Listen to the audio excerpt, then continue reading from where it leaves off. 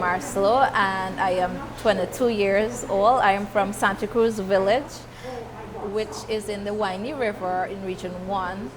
And today I'm very happy to be sharing with you my project Ignite. And it's a very personal project because of my experience being a youth Indigenous.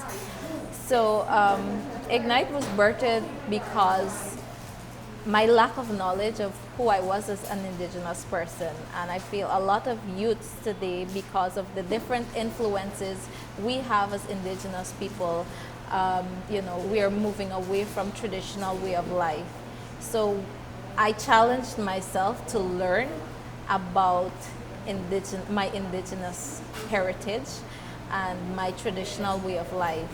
And in doing so, I created a program where youths can interact with elders who are the knowledge holder of our culture, and to learn from them on the different aspects of traditional knowledge, traditional way of life, and be it language, craft, food, dances, folklores, the environment, medicinal plants, landmarks.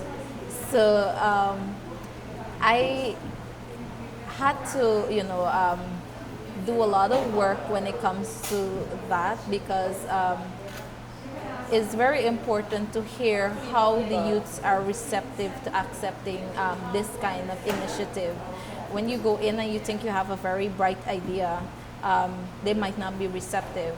So it was very important to have them help me design a program that can be beneficial not only for me, but also for them. And I've worked in communities in regions 1, 2, and 7, and a lot of times when the program is up, I have the response of, when are you coming again?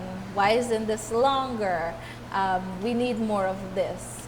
And I feel one of the reasons why this was so is because of the way it was done, having them say what they wanted, and creating a space where they were comfortable enough to interact between the elders and themselves, and sharing that knowledge.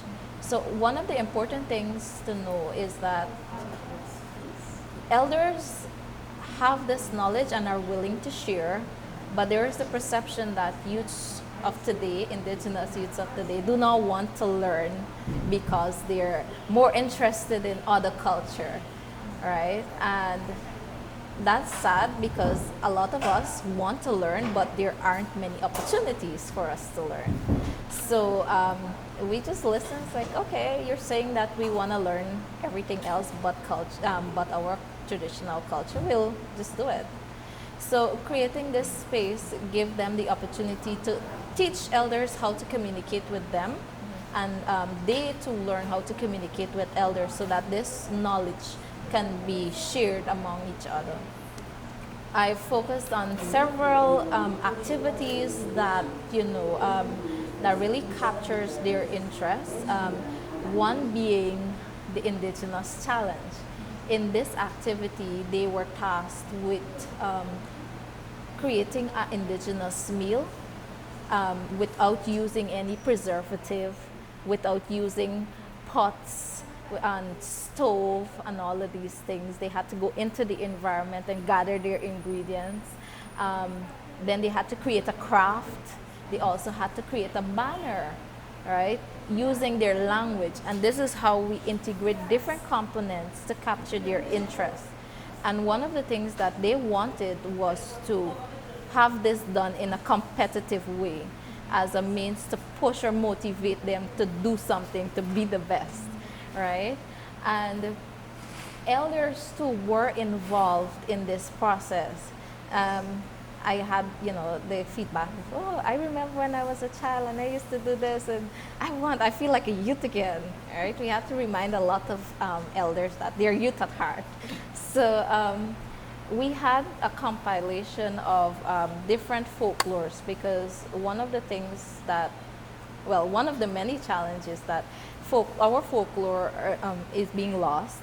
And I look at our folklore as our scientific way of explaining things to our generation, or to young people, to other people.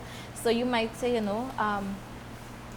why was the story behind it? So they will tell you like a story of the toucan, right? And the toucan is an indicator of rainfall, right? And they would tell you this long story about this toucan and how the toucan would crow and what the toucan would say.